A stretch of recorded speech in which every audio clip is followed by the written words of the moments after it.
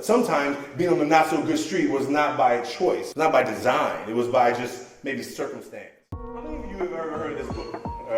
All the Places You'll Go by Dr. Seuss. Yeah, a lot of you. Have anybody read it in the last 5 years?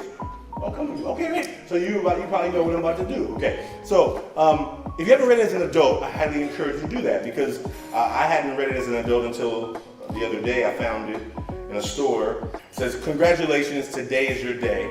You're off to great places. You're off and away. Your brain's in your head and feet in your shoes.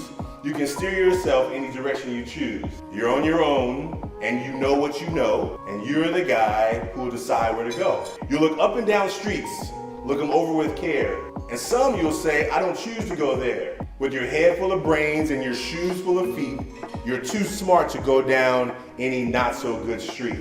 Have any of you ever found yourself on a not so good street? I had rules in my house about how to be nice and kind, but I found myself a lot of times on some not so good streets. Some I walked myself there. Some I was in a car with people and it took me there. Sometimes being on the not so good street was not by choice, not by design. It was by just maybe circumstance. What do you do when you find yourself in the wrong place, on the wrong road? You can either stop and say, I'm getting off of this road. Maybe you have the internal will to say, it's time for me to move to a new road because this road is not working. What if no one around you helps you to see it? What if you think that what you're doing is right?